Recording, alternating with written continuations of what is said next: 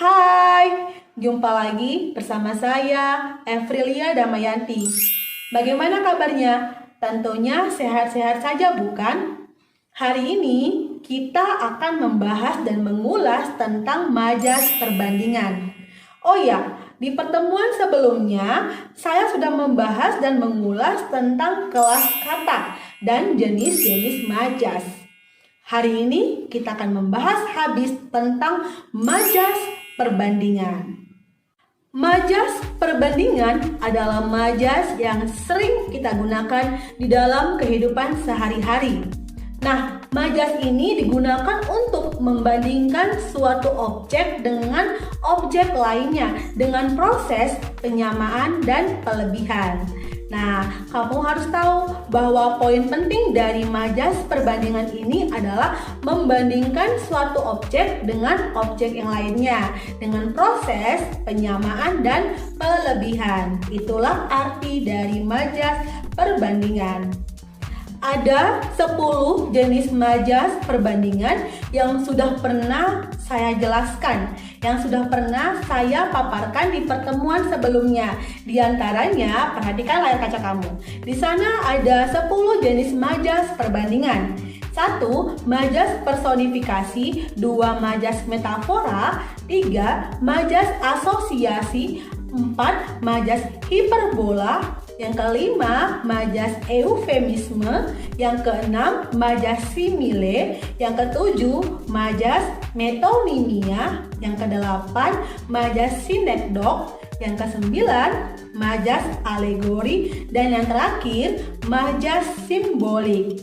Nah, ke-10 jenis majas itu akan kita habiskan sampai hari ini. Sekarang kita masuk ke majas yang pertama, yaitu majas personifikasi. Silakan kamu perhatikan layar kaca kamu. Di sana telah saya paparkan pengertian dari majas personifikasi. Majas personifikasi adalah majas yang mengumpamakan benda mati sebagai manusia atau sebagai orang. Nah, itu pengertian menurut KBBI atau Kamus Besar Bahasa Indonesia. Sementara pengertian menurut para ahli yaitu Rahmat Djoko Pradopo mengatakan bahwa majas personifikasi adalah majas yang mempersamakan benda mati dengan manusia. Nah, di sini poin utama yang harus kamu ingat adalah benda mati dianggap hidup. Benda mati bisa melaksanakan atau melakukan aktivitas layaknya seorang manusia. Nah, bagaimana contohnya? Perhatikan contoh di layar kaca handphone kamu. Di sana ada 2 contoh. Yang pertama, Gunung Merapi memuntahkan lahar dingin. Nah, gunung bisa muntah, emangnya manusia? Nah, tetapi inilah contoh dari majas personifikasi di mana gunung, yaitu benda mati, bisa melaksanakan aktivitas layaknya manusia, yaitu muntah. Yang kedua, angin membelai rambut indahku. Nah, saya kira hanya manusia yang bisa membelai. Ternyata angin juga bisa membelai. Nah, kalimat ini adalah contoh dari majas personifikasi. Yang kedua, yaitu majas metafora. Majas metafora adalah majas yang berisi tentang perbandingan yang membandingkan suatu objek dengan objek yang lainnya yang memiliki kesamaan sifat tanpa adanya kata pembanding. Kata pembanding contohnya seperti ibarat, umpama, bagaikan, bak, dan lain-lain sebagainya. Itu contoh kata pembanding. Tapi ingat bahwa dalam majas metafora tidak menggunakan kata pembanding. Yang ketiga yaitu majas asosiasi. Majas asosiasi adalah majas yang menempatkan 2 hal yang berbeda namun dianggap memiliki kesamaan. Nah, di sini ada 2 hal, 2 objek yang berbeda tapi dianggap sama. Nah, majas ini biasanya menggunakan kata pembanding. Ingat ya, tadi metafora tidak menggunakan kata pembanding, sementara asosiasi menggunakan kata pembanding. Di antaranya kata bak, bagaikan, umpama, ibarat. Nah, itu contoh dari kata pembanding. Adapun contoh dalam majas asosiasi yaitu, perhatikan ya. 1. Kedua tetangga itu ibarat anjing dan kucing. Di sana ada kata ibarat. Ibarat adalah contoh dari kata pembanding. Yang kedua, bagaimana aku tidak bangun? Suaramu seperti petir yang menyambar. Di sana juga ada kata pembanding, yaitu seperti. Kata ibarat dan seperti merupakan contoh dari kata pembanding, di mana kalimat tersebut adalah contoh dari majas asosiasi. Yang keempat yaitu majas hiperbola. Majas hiperbola adalah majas yang mengungkapkan sesuatu dengan cara berlebih-lebihan, baik jumlah, ukuran, maupun sifatnya. Ingat ya, majas hiperbola ini majas yang lebay, artinya dia menggunakan sesuatu dengan cara melebih-lebihkan ya. Contohnya, 1000 kota sudah kulalui untuk mencari tambatan hati. Wow, 1000 kota, memangnya berapa hari nyarinya? Nah, itu melebih-lebihkan ya. Melebih-lebihkan di sini adalah contoh dari kata 1000 kota. Yang kedua, kutunggu jandamu sampai ke liang lahat. Emangnya sanggup? Sampai kapan? Emangnya bisa? Nah, itu melebih-lebihkan dari contoh kalimat dari majas hiperbola. Yang kelima yaitu majas eufemisme. Majas eufemisme sering sekali kita ucapkan dalam kehidupan sehari-hari. Menurut asal-usul katanya, majas eufemisme berasal dari bahasa Yunani, yaitu eu dan pemo, yang artinya memiliki kata-kata yang baik. Sedangkan menurut KBBI atau Kamus Besar Bahasa Indonesia, eufemisme adalah ungkapan yang lebih baik sebagai pengganti ungkapan yang dirasakan kasar. Itu menurut KBBI. Nah, majas ini bertujuan untuk menggantikan ungkapan yang dirasa kasar ataupun tabu menjadi ungkapan yang halus dan enak didengar. Nah, majas ini bertujuan untuk menggantikan ungkapan yang dirasa kasar ataupun tabu menjadi ungkapan yang halus dan enak didengar. Adapun contohnya yaitu ada 2. Perhatikan layar kaca kamu. 1. Santi adalah siswa yang pandai, tetapi keluarganya adalah orang yang kurang mampu. Kurang mampu di sini adalah pengganti kata miskin. Jadi, kurang mampu di sini lebih enak kedengarannya daripada kata miskin. Nah, di sana ada majas eufemisme. Contoh yang kedua, Bu Ima sedang mencari asisten rumah tangga untuk membantu pekerjaan rumahnya. Di sana ada kata asisten rumah tangga. Arti kata asisten rumah tangga adalah pengganti dari kata pembantu. Jadi, yang lebih enak didengar adalah asisten rumah tangga, bukan pembantu. Selanjutnya, yang keenam ya, majas simile. Majas simile adalah majas yang menggunakan kata pembanding untuk menyatakan suatu hal yang lain. Majas ini menggunakan kata pembanding secara eksplisit ataupun secara langsung dengan menggunakan kata penghubung seperti bagaikan, ibarat, umpama, bak, dan lain-lain sebagainya. Itulah arti dari majas simile.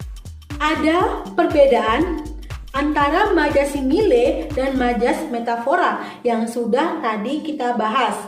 Majas simile menggunakan kata pembanding, sementara majas metafora tidak menggunakan kata pembanding. Itulah perbedaan antara kedua majas tersebut. Perhatikan contohnya. Putri seperti kambing hitam di dalam pertemanannya. Di sana ada kata seperti. Seperti adalah contoh kata pembanding, yaitu majas simile. Sementara yang kedua, majas metafora ya. Perhatikan contohnya. Putri sudah menjadi kambing hitam di dalam pertemanannya. Di sana tidak menggunakan kata pembanding, tetapi itulah contoh dari majas metafora. Ingat ya, simile menggunakan kata pembanding, metafora tidak menggunakan kata pembanding. Yang ketujuh yaitu majas metonimia. Majas metonimia adalah majas yang menjelaskan suatu hal dengan kata lain yang memiliki hubungan erat dan sudah diakui oleh masyarakat. Nah, majas ini biasanya menggunakan ciri khas suatu label atau merek dagang untuk menggambarkan sesuatu. Perhatikan contohnya, Bapak sangat suka menghisap gudang garam. Nah, perhatikan, gudang garam kok dihisap? Gudang garam itu apa? Gudang garam adalah merek dari suatu jenis rokok. Itu adalah contoh dari majas metonimia. Yang kedua, ketika mencuci baju, ibu selalu menggunakan rinso. Nah, rinso itu apa? Rinso itu adalah merek suatu deterjen yang biasanya digunakan oleh ibu-ibu ketika mencuci. Nah, poin pentingnya di sini adalah metonimia menggunakan suatu merek dalam pengucapannya. Selanjutnya, yang kedelapan ya, yaitu majas sinekdok. Majas sinekdok adalah majas yang mengungkapkan suatu hal yang menyeluruh ataupun sebaliknya.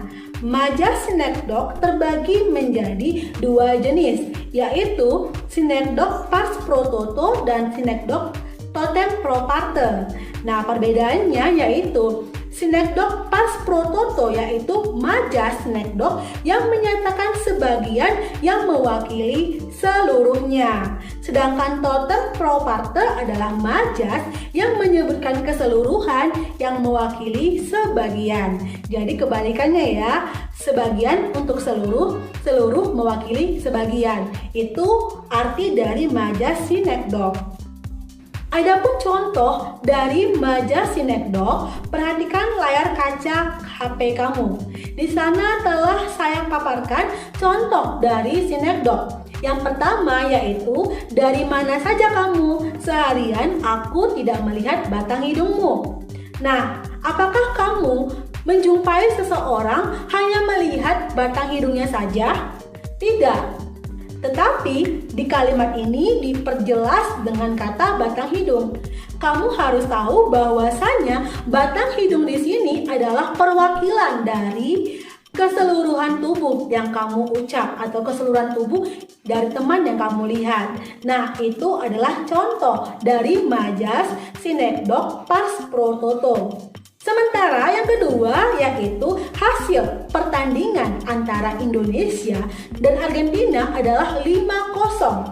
Wow, apakah seluruh penduduk Indonesia yang berjumlah 200 juta jiwa turun tangan bertarung melawan Argentina? Tidak, hanya beberapa saja, hanya beberapa orang yang diutus aja melawan Argentina. Demikian pula Argentina, hanya beberapa orang saja yang diutus melawan Indonesia. Nah, ini adalah contoh dari majas sinekdok totem pro parte. Yang kesembilan yaitu majas alegori. Majas alegori adalah majas yang dipakai sebagai lambang mengenai kehidupan manusia. Majas ini biasanya menjelaskan maksud tertentu tanpa secara harafiah. Adapun contoh dalam majas alegori yaitu menjalani kehidupan rumah tangga sama seperti mengarungi sebuah samudra dengan sebuah bahtera. Kita akan menyaksikan indahnya panorama lautan yang begitu memesona, tapi tak jarang pula hantaman ombak dan badai menerpa dan membuat guncangan dahsyat ke tubuh kita. Nah, di sana ada kata lambang, yaitu bahtera itu dilambangkan sebagai rumah tangga. Jadi, tidak selamanya rumah tangga itu selalu baik. Ada juga hal-hal buruk yang akan dihadapi. Itulah makna dari contoh paragraf dari majas alegori berikut. Nah, yang terakhir yaitu majas simbolik. Majas simbolik adalah majas yang melukiskan sesuatu dengan menggunakan simbol untuk menyatakan maksud tertentu. Simbol yang digunakan oleh majas ini dikenal dan mudah dipahami oleh pendengar ataupun pembaca, seperti simbol tumbuhan, benda, tokoh, maupun hewan. Nah, itulah pengertian dari majas simbolik. Intinya, di sana kita menggunakan simbol yang melambangkan sesuatu. Berikut contoh dari majas simbolik. Perhatikan ya. Yang pertama, April dijuluki kembang desa oleh warga di lingkungannya. Nah, di sana ada kata kembang desa.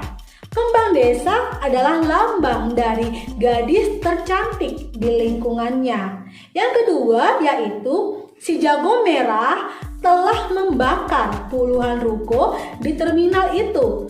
Nah, di sana ada kata jago merah. Jago merah di sini adalah lambang dari api. Nah, berikut ini adalah pembahasan mengenai majas simbolik. Baiklah, materi kita hari ini mengenai majas perbandingan sudah berakhir. Semua jenis majas sudah kita kupas dan kita bahas sampai tuntas. Jika kamu memiliki kesulitan dalam membuat contoh dari majas perbandingan, atau jika kamu memiliki pertanyaan yang ingin diajukan, silakan ajukan pertanyaan kamu yang sulit di kolom komentar. Tentunya berikan pertanyaan maupun pernyataan yang membangun dan positif ya. Nah, bagi kamu yang baru mampir ke channel saya, jangan lupa klik like, komen, subscribe, dan nyalakan tombol lonceng ya. Dan bagi kamu yang selalu memperhatikan video pembelajaran ini sampai habis, saya ucapkan terima kasih. Silakan menunggu video berikutnya. Sampai jumpa.